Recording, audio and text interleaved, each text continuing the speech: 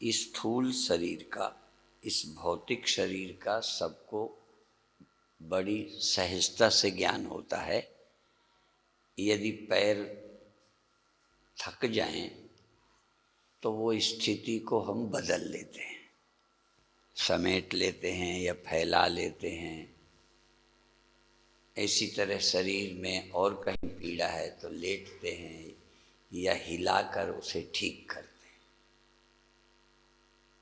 शायद इस तरह का काम पशु भी कर लेते हैं। धूप लगती है तो छाया में चले जाते हैं, ठंड से परेशान होते हैं तो धूप में चले, भूख लगती है तो खा लेते हैं। माने इनसे भी लाभ है। कोई ऐसा साधु भी नहीं है कि शरीर में पीड़ा होती हो तो होने देवे, बदले नहीं। तो शरीर के कष्ट जैसे हम निवारण करते हैं, ऐसे मन के दुखों का भी निवारण करना चाहिए। अब मन में दुख होता है तो छोटी छोटी बातों में मन दुखी हो जाता है। उसके लिए क्या करें? उसी के लिए बार बार प्रार्थना में आता है कि विवेक का आदर। क्या सबको आप ऐसा बना सकते हो कि आपके अनुकूल हो जाएं? तो आप अपनी समझ से अपने मन को ठीक करें, क्योंकि मन से दुख होता है। इसलिए कितने बार ये सब चीज़ें हम भी पढ़ते रहे और पढ़ने में भी अच्छा लगता है। शुरुआत यही है, फिर धीरे धीरे उनका उपयोग जीवन में होता है। अभी आज सुबह आया विवेक, वैराग्य, सत्संपत्ति, मुमुक्षुता। यही बातें शुरू दिनों जब गुरुदेव के पास आए पढ़ते थे, और दूसरों को भी। उसमें क्या है, विवेक, वैराग्य, सत्संपत्ति, मुमुक्षुता पढ़ो और सुना दो। लेकिन धीरे धीरे वो जीवन में फायदा करती हैं, लाभ देती हैं। जैसे उनका सेवन होने लगा, जैसे पहले औषधियों की जानकारी करते रहे, इससे भी खुशी होती रही, पर अब वो दवाइयाँ खाने लगे। ये धर्मामृत जो सेवन करता है स्वयं जीवन में, फिर उन्हें लाभ होता है। ये नहीं कि परहेज करने पर कभी रोग नहीं होते, हो जाते हैं, फिर ध्यान दो, सावधानी करो, फिर रोग हो। तो मन के रोग भी होते रहते हैं। अभी उस सीमा में अपने को मत समझो कि हमको क्रोध, लोभ, मोह, भय होता ही नहीं। नहीं हो तो ठीक है, पर होता है तो कुछ करना चाहिए कि होने देना चाहिए। जुकाम हो जाए तो इलाज नहीं करना, बुखार हो जाए तो इलाज नहीं करना, दर्द हो जाए तो इलाज नहीं करना। ये नेचुरल समझ करके छोड़ देना चाहिए।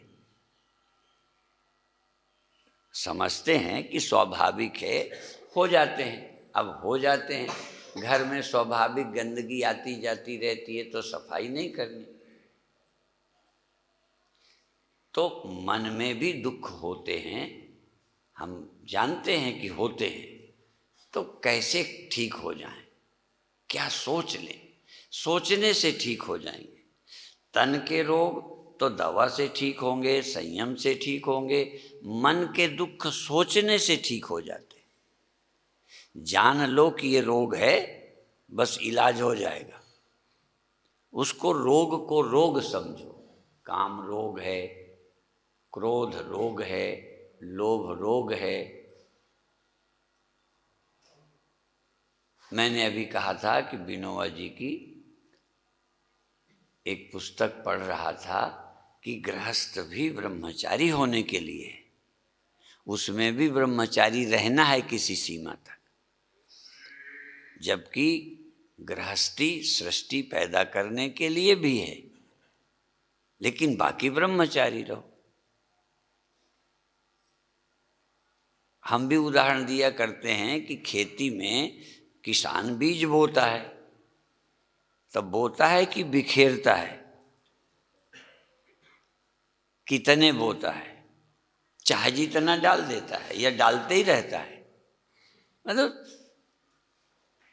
इसी तरह से गाड़ी में, डीजल ट्रैक्टर में कुछ डालते हैं कि नहीं डालते? नहीं डालना चाहिए, डालना चाहिए।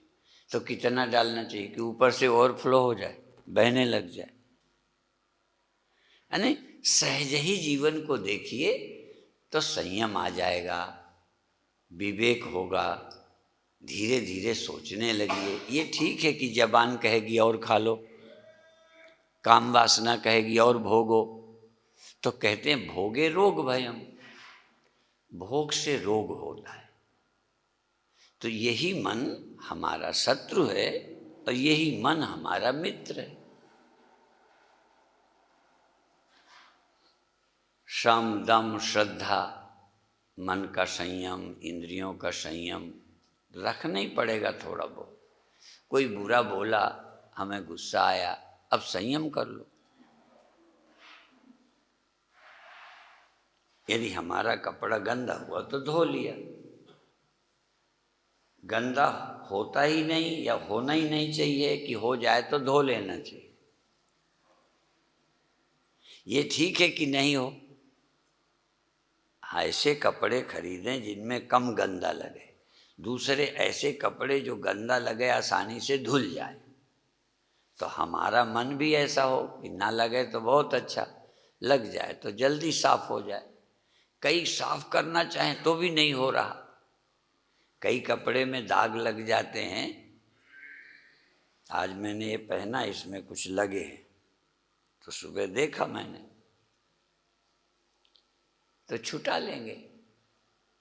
अब कपड़ा तो बदल लें, अब मन बदल लेने के लिए कि ये दे दो, नया कहीं से मन ले आओ, उसी को साफ करना पड़ेगा। ये अनादि काल से मन वही है हमारे साथ। अभी यहाँ पूज्य पथिक जी के भजन कई सुनाए।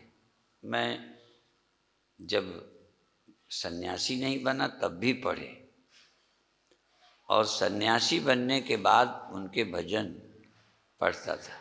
और अभी अभी मैंने चैतन्य सिंधु को कहा कि इनकी पुस्तकें कीर्तन वाली इकट्ठी मिल जाएं तो ले लो, बिकती रहें साथ में भी। किसी संत की किताब यदि हमारी बुक स्टॉल में या महाशय जी के यहाँ दैनिक प्रार्थना सभा में कई संतों की पुस्तकें यहाँ बिकती हैं, सस्ती देते हैं, फायदे के लिए नहीं। तो सब काम अपने ही फायदे के लिए करना है कि जनता के फायदे के लिए करना है? यदि हमारे बुक स्टॉल से जो शैली हमारी नहीं है, जिस ढंग के गीत हम नहीं लिख पाते, यदि कोई ने लिखे हैं तो बिकेंगे, तो बच्चे पढ़ेंगे, लोग पढ़ेंगे, उनको प्रेरणा मिलेगी। मुझे पता है कि यहाँ साहित्य के बल से दैनिक प्रार्थना सभा नहीं चल रही, उसकी आय से नहीं चल रही। कितने बार तो आधे पूरे पैसे में खरीद के आधे में यहीं देते हैं। क्या भावना है कि लोगों तक बात पहुँचे। यही बात मैं अपने साथ वालों को कहा करता हूँ। मैं अपने भी प्रवचन कई बार बाद में नहीं सुनता, क्योंकि उस समय अच्छे लगते हैं, बाद में नहीं अच्छे लगते। कुछ चीज़ें जब जब सुनो अच्छी लगती हैं, पर वो दो तरह के हैं। ऑडियो सीडी 50 रुपये में 15 प्रवचन, और वीडियो सीडी बीसीडी क्या बोलते हैं हम जानते नहीं, वो 400 में। तो हमने कहा देखना चाहिए, देखना है कि सुनना है? तो देखने वाले नहीं खरीदो, देखने वाले खरीदोगे तो 400 लगेंगे, और सुनने वाले खरीदोगे तो 50 रुपये में।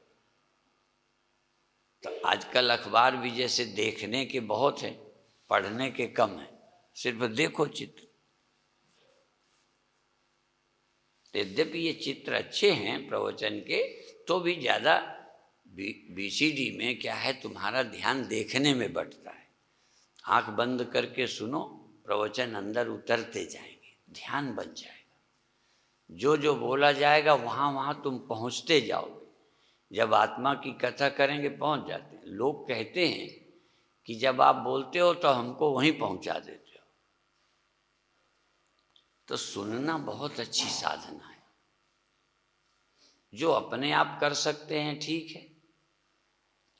तो हम अलेप हैं। अब देखो ये सुना, हम अलेप हैं। अब अलेप कैसे स्मरण करें? बार बार हमको लगता है कि हम लिप्त हैं, दुख में, सुख में, लाभ में, हानि में, मान में, अपमान में लिप्त हैं, लिप्त हो जाते हैं, प्रभावित हो जाते हैं। जबकि ब्रह्म ज्ञानी सदा निर्लेप। तो अभी हम सदा निर्लेप ना हो, लेकिन लिप्त हो जाएं तो फिर अलिप्त हो जाएं, गंदे हो जाएं तो फिर साफ हो जाएं। इसके भी दो हैं, साधन से साफ हुए हो या केवल स्मरण किया और साफ हो गए। जैसे आकाश में धूल आ गई, तूफान आया, तो अब थोड़ी देर बाद धैर्य रखो, थोड़ी देर शांत रहे, आकाश साफ हो गया। तो तुम्हारे करने से हो गया? अपने आप हो गया। जो धूल उड़ी थी गई, आकाश तो अलेप है। ऐसे ही अभी चूंकि हम मन से ज्यादा जुड़े हैं, इसलिए लिप्तता हमको अपनी लगती है। थोड़ा सावधान हो तो लगेगा हम अलिप्त हैं। बाहर का कचरा बुद्धि द्वारा मन और इंद्रियों से अपने अंदर तादात्म्य कर लिया है, उसको अपना मान लिया है। अज्ञान और अहंकार से, अज्ञान अहंकार से हम गंदे हुए हैं। अज्ञान और अहंकार से हमें गंदे होने का अनुभव होने लगा है। अज्ञान अंधकार से हमें अपने में अधूरापन लगता है। उस अधूरापन की पूर्ति में लगे लगे पूरे तो हुए नहीं, गंदे और होते गए। आत्मा के अज्ञान से, अज्ञान और अहंकार से अधूरापन लगा, उस अधूरापन को पूरा करने में लगे हैं। जो भी है उसमें मैं तुम का सवाल नहीं है। उस पूर्ति में जितने हमने काम किए, धीरे धीरे धीरे और मैले होते गए। इसलिए कबीर साहब ने कहा, ओढ़ के मैली की नहीं चदरिया। ओढ़ करके हमने चादर मैली की है, अपने इनको गंदा कर लिया है। साफ तो किया नहीं, गंदा और कर लिया। कहें साफ कैसे होगी? कुछ तो साधना से होगी और कुछ केवल परमात्मा से जुड़ जाने से या जुड़े हुए का पता चलने लग जाए, उससे हम अभिन्न हैं। पूज्य शरणानंद जी की भाषा में उस प्रियतम से अभिन्नता का बोध, उस परम से मैं भिन्न नहीं हूं। ये रटना नहीं, सूर्य और रिफ्लेक्शन दो नहीं है, केवल दिखते हैं। यदि हम अपने को अलग मानेंगे तो अलग मानकर अपने सुखी होने की कोशिश करेंगे। बस इस कोशिश में और दुखी होते जाएंगे। एक मैंने गीत लिखा था, कभी नहीं रहा लेखक, नहीं लिखना नहीं आता, पर एक लाइन लिखी थी, मान अपने को अपूर्ण, मान अपने को अपूर्ण, पूर्णता की चाह की है। अपूर्ण मान करके पूर्ण बनने की इच्छा की है। मान अपने को अपूर्ण, पूर्णता की चाह की है। इससे ही अंदर एक आग लग गई कामना की, और उस कामना की ज्यों ज्यों पूर्ति की, अत्याचारी बने, अन्यायी बने। इससे काम न बना तो थोड़ा अच्छे काम करके स्वर्ग पाने के लिए लगे। मतलब अंदर की अपूर्णता का अनुभव जो हुआ, वही समस्या है। यदि हम परमात्मा से अपने को अभिन्न अनुभव करें, अभिन्न, भिन्न नहीं। देखो, एक है अभिन्न, प्रत्यक्ष चैतन्य भिन्न, एक है हम ब्रह्म हैं। क्या मतलब हुआ? प्रियतम से हम अभिन्न हैं, ब्रह्म से हम अभिन्न हैं, भिन्न नहीं हैं।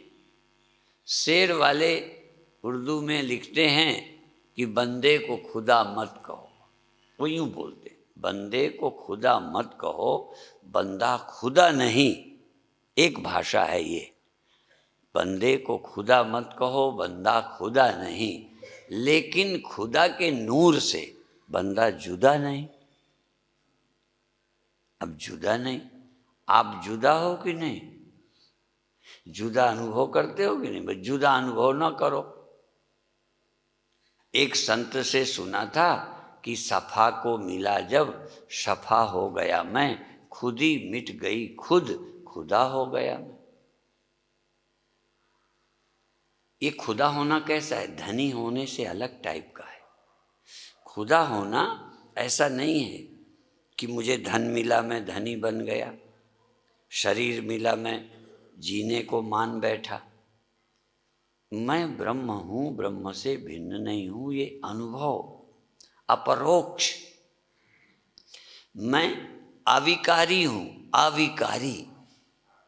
पहले साधन करो अविकारी होने का, फिर स्मरण करो अविकारी से अभिन्नता का। पहले संग का त्याग करो, यहाँ रोज बोलते हैं जो तुम नहीं हो उसका संग का त्याग कर दो, उससे आत्म भाव छोड़ दो, ये मैं हूँ ये ख्याल छोड़ दो। जो नहीं हो उसको मैं मत मानो।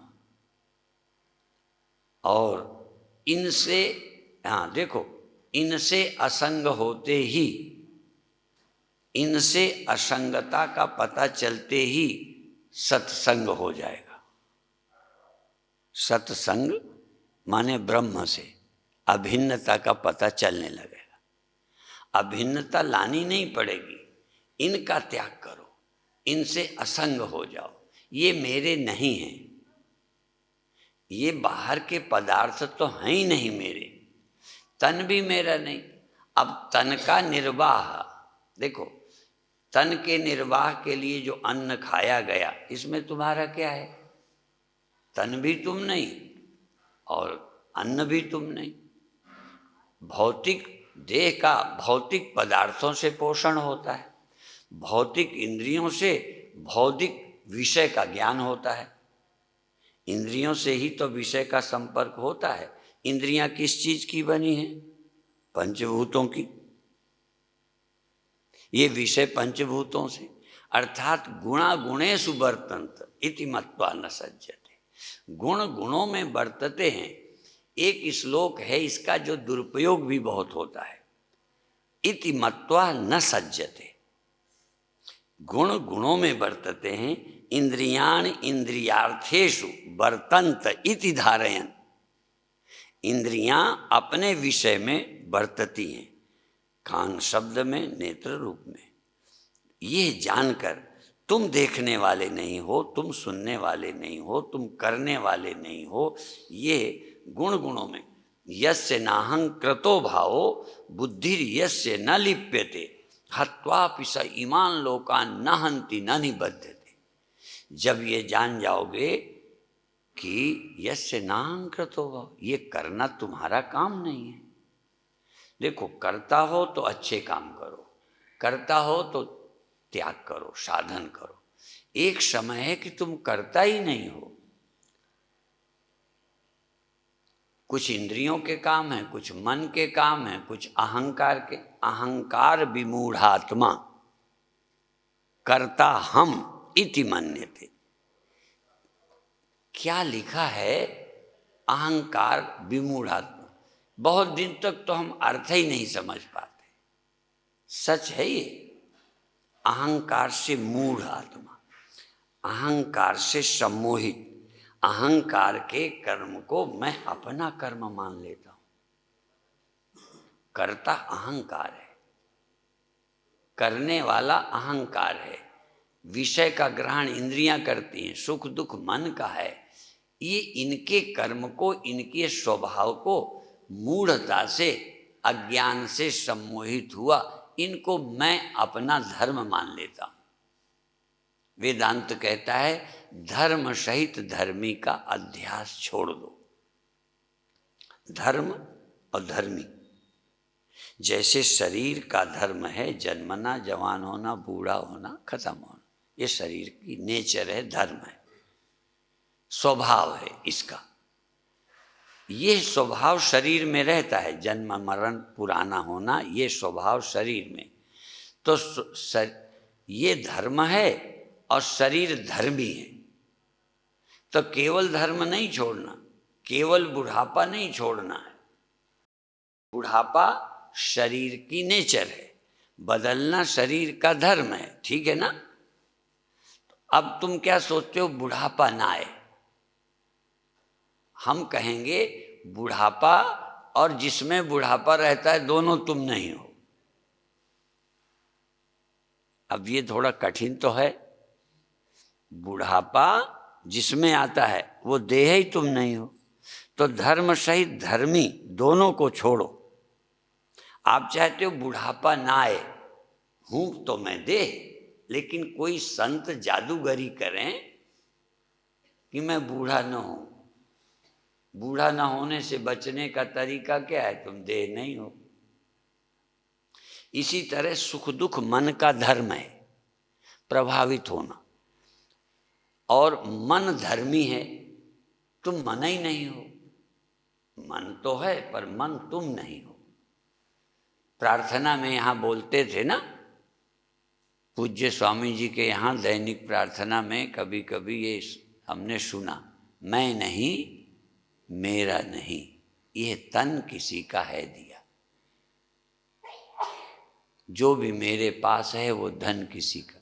और एक लाइन है, मैं मेरा ये कहने वाला, ये सोचने वाला मन भी किसी का है दिया। ये मन भी है पर मैं तो नहीं हूं। जरा सा सोचिए, हल्के हो गए। तो धर्म सहित धर्मी का अध्यास दोनों छोड़ना है। इसी तरह अहंकार, अहंकार करता है, तो अहंकार और कर्तापन दोनों मेरे नहीं है। फिर आप क्या हैं? आप चैतन्य, अकर्ता हैं, अभोक्ता हैं। नैयायिक क्या कहते हैं? वो करता है। गुरबाणी क्या कहती है? एक ओंकार सतनाम करता पुरुष, वो करता है। लेकिन तुम करता थोड़ी हो। या ये अब प्रकृति नान्यम गुणेभ्यः कर्तारम यदा दृष्टानुपश्यति, जब यह दृष्टार्थात चेतन ये देख ले, ये अंतःकरण बुद्धि युक्त यह चैतन्य जब ये देख लेता है कि गुणों के अलावा कोई करने वाला नहीं, गुण ही काम कर रहे हैं। ये नेत्र क्यों देखता है? कान क्यों नहीं देखता? कान क्यों सुनता है? ये सूंघता क्यों नहीं? नाक सूंघती क्यों है? खाती क्यों नहीं? जबान में स्वाद क्यों आता है? त्वचा में क्यों नहीं आता? यदि सब्जी, खीर, हाथ में गुलाब जामुन ऐसे ऐसे करो, यहाँ यूं करने से मजा आता है। यहाँ क्यों नहीं आता? यहाँ तुम नहीं हो क्या? बोलो, यहाँ तुम नहीं हो और यहाँ तुम ज्यादा हो। तुम हाथ में यहाँ एक ही हो, पर स्वाद यहीं आता है, इतनी सी जगह में आता है। पूरे शरीर में गुलाब जामुन चिपकाओ, कहीं से स्वाद नहीं आता। इसी तरह कहीं से सुगंध नहीं आती, कहीं से आवाज नहीं आती, यहीं से आती है। ठीक है ना? यहीं से दिखाई देता है। पूरी देह पड़ी है, पीठ से नहीं दिखाई देता। यदि तुम देखने वाले तो कहीं से देख लो।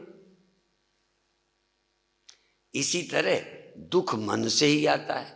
जितनी देर मन नहीं है, अपन मर थोड़ी गए हैं। ये मन सो गया, दुख गया। गहरी नींद में कोई दुख होता है? तो ये समझकर क्या होगा थोड़ी देर अपने को असंग समझो, अलेप समझो, ये मैं नहीं हूं। शंकराचार्य बार बार यही समझाते हैं। आद्य जगत गुरु शंकराचार्य का श्लोक है। यद्यपि शंकराचार्य भी सबको नहीं समझाते रहे होंगे, पर फिर भी उन्होंने इतने ग्रंथ लिखे हैं समझाने के लिए। कभी कभी ये भी दुर्भाग्य है कि आज बड़े बड़े पदों में लोग बैठकर ये समझाने की जरूरत ही नहीं समझते। जैसे कई राजे, ये जो चुनाव होता है 5 साल आनंद में लूटने में लगाते हैं, सेवा में नहीं। कई बार हम लोग भी ऐसे ही हैं, संत बन गए हैं, अब संत बनने का हमें लाभ मिल रहा है, पूजा मिल रही है, लाभ मिल रहा है, आश्रम बन रहे हैं, लेकिन हमारा काम जो अपने गुरुओं की विद्या, उपनिषद विद्या, ऋषियों की विद्या लोगों तक पहुंचाना। हमारे बच्चे नई पीढ़ी से वंचित है। अब जिनको ये विद्या ही नहीं मालूम होगी, सुनने को ही नहीं पाएंगे, देखने को नहीं पाएंगे, क्या होगा? बहुत समाज हमारा इससे वंचित रहा, वही हमारा दुश्मन बन गया। जिनको सुनने ही का अधिकार न रहा, क्यों भाई? सुनने के पात्र बनाएं, इसका नहीं कहते पात्र नहीं बनाएं, सुनाएं, पात्र बनाएं, उसका लाभ बताएं। वेदांत यही कहता है, विवेक वैराग्य सत संपत्ति मुमुक्षुता। जिसको विवेक है, जिसको वैराग्य है, क्या है? वैराग्य रहे और थोड़ा सहने की सामर्थ्य भी रहे। शरीर रहते सहना ना पड़े, हो ही नहीं सकता। शंकराचार्यों को, बड़े बड़े योगियों को, रामकृष्ण परमहंस को, अखंडानंद वृंदावन वालों को, हमको एक बार, शायद पूज्य शरणानंद जी महाराज को कभी कुछ थोड़ी बहुत तकलीफ हुई होगी, शायद विनोद जी को भी कभी शारीरिक, तो थोड़ा सहने के लिए मन तैयार रखना पड़ेगा कि ठीक है, शरीर के धर्म है। पूज्य शरणानंद जी महाराज की यदि पीड़ा हो तो ये प्रार्थना करो, प्रभु पीड़ा दूर करो, नहीं, वो क्या कहे, सहने की सामर्थ्य दो, सहने की, हाँ, समझ दो। ये कष्ट भी हम अपना इलाज समझें, हमें प्रेरणा मिले। तो इस तरह से थोड़ा थोड़ा सावधानी बरतते रहें तो हमारा जीवन पहले शुद्ध होगा, फिर समझेंगे शुद्ध है। पहले प्रयत्न से शुद्ध होता मालूम पड़ेगा, फिर जब हम अपने शुद्ध स्वरूप से अभिन्न अनुभव करेंगे तब स्मरण ही शुद्धि है, बस करना कुछ नहीं। अशुद्ध क्यों हुए हो? उससे भिन्न मानकर, इससे अभिन्न जानकर, उससे भिन्न मानकर, इससे अभिन्न जानकर, उसे अपना न मानकर, इसे अपना मानकर अशुद्ध हुए। देख लो, इसको अपना माना, उसको अपना समझा नहीं। कभी लगता है भगवान अपना है, देह अपना है, इंद्रियां अपनी हैं, ये अपने हैं, मन अपना है, बुद्धि अपनी है, मैं तो है ही मैं, ये सब मैं सहित ये सब हमारा है, हम और ये। वो हम नहीं, वो हमारा नहीं, वो हम नहीं है, नहीं ना? कभी लगता है वो हम है या वो हमारा है? दो ही तो लगते हैं। देखो, ये तुम दोनों बातें इसके लिए बोलते हो, हमारा भी बोलते हो, ऐसे हम भी बोलते हो, हम भी समझते हो। क्या समझते हो इसको? इसको हम नहीं समझते। दो शब्द इसके लिए हैं, हम और हमारा। बैठे हैं, इसका क्या अर्थ है? हम बैठे हैं का मतलब क्या हुआ? हम देह हैं। हम लेटे हैं का मतलब क्या है? हम देह हैं। देह से इतना, इससे ज़्यादा नज़दीकी रिश्ता। कभी कभी तुम्हारे घरों में पूछते हैं कौन है, कहते हैं ये मेरा बेटा है, ये भी हमारे भाई का है। कभी कभी नौकर होता है ना, ये भी हमारा ही है, यहीं रहता है। थोड़ा सा तो इसको सबसे ज़्यादा अभिन्नता, अभिन्नता माने मैं, अभिन्नता माने मेरा। अब मेरा भी नहीं। अच्छा, बटाला के सब घर तुम्हारे हैं? नहीं, हैं तो, पर हमारे नहीं हैं। तो देखो अभिन्नता क्या है? पहला तो मैं, अभिन्नता माने मैं, और भिन्नता में मेरा। भिन्न दो तरह के हैं, कुछ मेरे हैं, कुछ मेरे नहीं हैं। अब आप देखिए, शरीर मेरा है या मैं है? खूब सोच के बता दो, तुम्हें मैं लगता है या मेरा लगता है? तो भगवान कभी मैं लगता है? इससे ज्यादा अभिन्नता, सबसे ज्यादा नजदीकी किसे कहेंगे? जो तुम्हें मैं लगे और मेरा लगे थोड़ा कम नजदीकी। बेटा है तो नजदीक, पति है, पत्नी है, चाचा हैं, ताऊ हैं, मेरे हैं, वो मैं नहीं है। और देह मैं है। वेदांत कहता है परमात्मा से पूर्ण अभिन्नता माने परमात्मा तुम्हें मैं लगने लग जाए। तुम्हें कभी परमात्मा मैं लगा? झूठ नहीं बोलना। देखो, खूब कथा सुनी, खूब अपना बनाने की कोशिश की, कभी परमात्मा तुम्हारा मैं नहीं बना, माने थोड़ा दूरी रह गई। लोग वेदांत से चिढ़ते हैं, हम कहते हैं परमात्मा जब तक तुम्हारा मैं नहीं लगा तब तक पूर्ण रिश्ता अभिन्नता का नहीं हुआ। तो पूज्य शरणानंद जी महाराज कहते हैं प्रियतम से तुम अभिन्न हो, भिन्नता मिट जाए। भिन्नता कारण क्या है? जो तुम्हारा नहीं है उसे मैं बना लिया है। अभिन्नता तुम्हारी देह से हुई तो नहीं, कर तो नहीं पाए, पर पूरा जोर लगा लिया अभिन्न। मानने में तो अभिन्न ही माना है। तुम देह को मैं मानते हो, कर पाओ न कर पाओ, बचा पाओ न बचा पाओ, और परमात्मा को तुम दूर कर पाओ न कर पाओ, पर समझ से तो दूर कर ही रखा है। देह को अभिन्न मान रखा है, हो नहीं सका। परमात्मा को भिन्न मान रखा है, भिन्न कर नहीं सकोगे। इतना छोटी सी बात है, इतनी छोटी। परमात्मा से अभिन्न तुम मान पाओ। सारी कवायद हमारी प्रवचनों की क्या है? आलेप से तुम अवन, ब्रह्म ज्ञानी सदा निर्लेप, ब्रह्म ज्ञानी ब्रह्मयु, ब्रह्म ज्ञानी ब्रह्मयु भवत्, ब्रह्मविद ब्रह्मयु भवत्।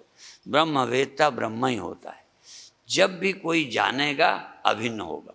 जो घड़ा मिट्टी को जान लेगा, घड़ा मिट्टी से अलग नहीं रहेगा, अलग मान ही ना पाएगा। परमात्मा को जानकर तुम उससे भिन्न रहो, हो ही नहीं सकता। इसलिए जानने वाले अभिन्न हो गए, या जो अभिन्न हो गए समझो जान गए, बस। कितनी भाषा आती है, श्लोक आते हैं कि नहीं आते। परमात्मा से अभिन्नता का बोध हो जाए और देह से भिन्नता का पता चल जाए, मन आदि इनसे भिन्नता का पता चल जाए, मुश्किल है। देखो, हो जाता है भिन्न, नींद में भिन्न हो जाता है, स्वप्न में ये छूटता है, नया नया देह अपना बना लेते हो स्वप्न में। इतना अभिन्नता का अध्यास है, अभिन्नता का इतना दृढ़ हो गया है कि ये ना भी हो तो इसी जैसा नया बना के उसे मैं कहने लगते हो स्वप्न में। और शरीर छूट जाए तो दोबारा फिर बना के पकड़ते हो, इसको मैं बना कर रखते हो। इसलिए जब ये नहीं रहता, देखो, और कुछ नहीं रहता तो लूटते हो, और ये नहीं रहता तो मरते हो। फर्क है ना। इसके न रहने का नाम मृत्यु है, औरों के न रहने का नाम हानि है। ऐसे ही तुम परमात्मा न रहे, समझो तुम अपूर्ण हो गए, समझो तुम मर गए। ब्रह्मज्ञानी सद जीवे नहीं मरता। परमात्मा से को मैं न मान पाना, समझो अपने को जन्म और मरण में डाल देना। परमात्मा को मेरा न मानना, समझो लुट गया। मेरा है तो धनी हो गए, मैं हूं तो मुक्त हो गए। इतना आसान है। कैसे माने? पहले देह मन इंद्रियों को, इसलिए सारे ज्ञानी कहेंगे मनोबुद्धि अहंकार चित्तानि नाहम। पहले ये कहो, भूमिरापो नलो वायु खम मनो बुद्धिरेव च अहंकार इतीयम में भिन्ना प्रकृति अष्टधा। ये अष्टधा प्रकृति भिन्न है, ये मैं नहीं हूँ। ऐसे वहाँ ये कुछ शब्द का सहारा लो, कुछ बुद्धि का, विवेक का सहारा लो कि यदि तुम होते तो सदा न रहे। इससे रिलेशन, यदि इस कमरे से इधर आ गए, इसका मतलब कमरे से तुम चिपके नहीं हो। चिपके होते तो इधर कैसे आ गए? यदि देह से तुम अभिन्न होते तो देह को यहाँ छोड़कर स्वप्नों में कैसे चले गए? स्वप्नों से अभिन्न होते तो स्वप्ने क्यों चले गए तुमको छोड़ के? नींद क्यों चली जाती तुमको छोड़ के? और जागृत अवस्था क्यों छोड़ देती तुमको? इसका मतलब जागृत अवस्था भी तुम नहीं हो। ये जब पूरा पूरा समझ लोगे तो जीवन धन्य बन जाएगा। अब आप 2-3 मिनट मौन होकर, शांत होकर, शरीर को सहज रखकर श्वास में जाएं। श्वास श्वास श्वास श्वास सुमिरो गोविंद। गोविंद जो तुम्हें दिखता है, नहीं जो तुम्हें देखता है। गोविंद कहीं मन का विषय नहीं, इंद्रियों का विषय नहीं।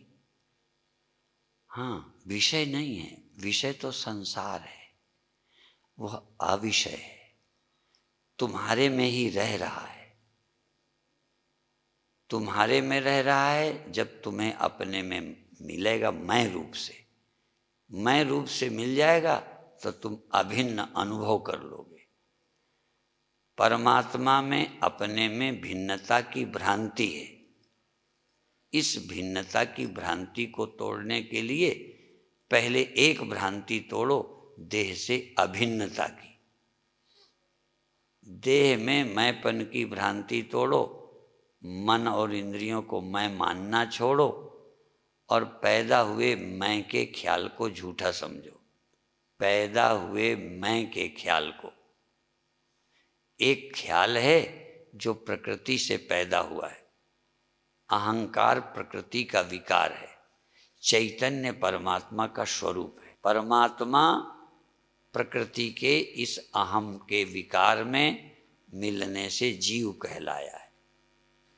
इससे मिला तो जीव हो गया। अहंकार का त्याग किया। कहाँ त्याग करने का मतलब ये मिट जाए? सब रहेगा, अहंकार रहेगा, मन रहेगा, बुद्धि रहेगी, देह रहेगा, संसार रहेगा, पर ये तुम हो ये ख्याल छोड़ दो। ये तुम नहीं, तुम चैतन्य हो और चैतन्य प्रभु का स्वरूप है। चैतन्य निरंकार अकाल पुरुष वाहेगुरु ब्रह्म आत्मा का स्वरूप है। चैतन्य चैतन्य अहंकार से, मन से, बुद्धि से मिलकर जीव कहलाने लगा है। तुषेण बद्धा ब्रीहि स्यात् तुषा भावेन तंडुला। छिलके से लगे का नाम धान है, छिलका निकल जाए तो उसका नाम चावल है। देह मन इंद्रियों से बद्ध का, तादात में किए हुए का नाम जीव है। इसका तादात में छूट गया, इसका नाम शिव। श्वास श्वास में चैतन्य रहो, श्वास लेते और छोड़ते चैतन्य। श्वास लीजिए और छोड़ दीजिए, पर चेतन रहते हुए, सजग रहते हुए, मैं चैतन्य हूँ ये स्मरण रखते हुए श्वास लीजिए। इसको भूलिए नहीं। सुमिरो सुमिर सुमिर सुख पाओ। ये सुमिरन रखो, श्वास आते में तुम चेतन हो, सजग हो या नहीं, ये साधना है। चेतन हो सदा ये ज्ञान है, चेतन रहना है ये साधना है। सजग रहना है, चेतन रहना है, होश में रहना है, ये तुम्हारे को करना पड़ेगा, ये करने से होगा। और नित्य चैतन्य करने से नहीं होगा। पर अभी पैदा हुई वृत्ति चेतन, पैदा हुआ अहम, पैदा हुआ मैं सोच सकता है। ये पैदा हुई जागृत अवस्था स्वप्नों में, निद्रा में तब्दील हो जाती है। इसलिए पहले चैतन्यता बनाए रखो, सजगता बनाए रखो। श्वास श्वास में चाहो तो कोई नाम जपो,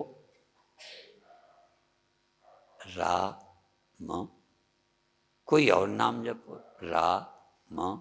जबान से नहीं, जबान तो छोड़ देनी है, हाथ छोड़ देना है, हाथ से कुछ नहीं करना, जबान से कुछ नहीं करना, यहाँ तक मन से भी जाप नहीं करना। छोड़ो मन को, मैं मन हूँ ही नहीं। ज़्यादा सोचना नहीं, मैं बुद्धि हूँ ही नहीं। कहीं गहरे से हृदय।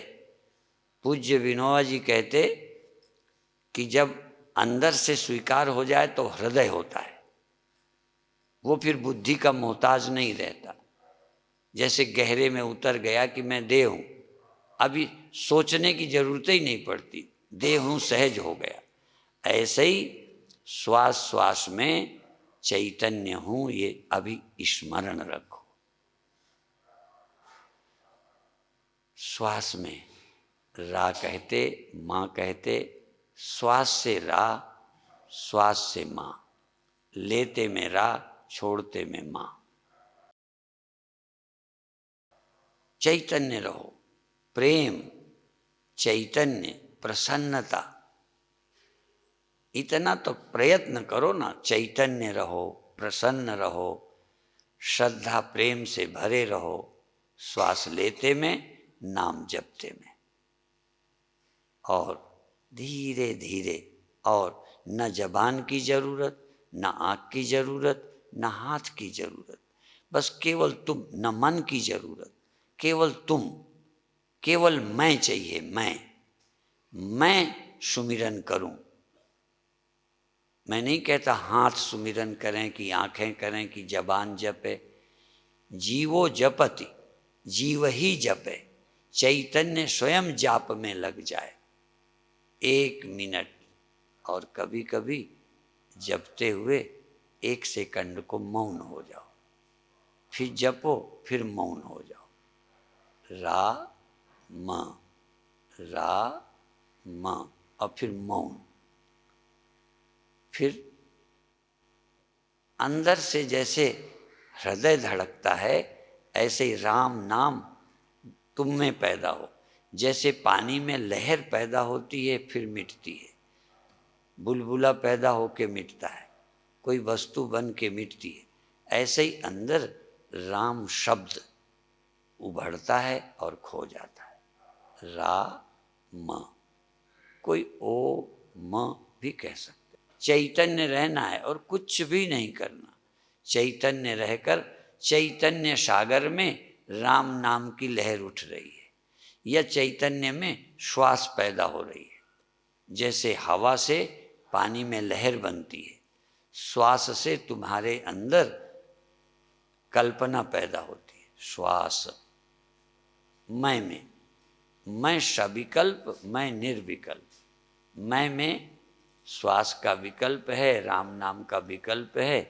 1 सेकंड में न श्वास न शब्द, शांत।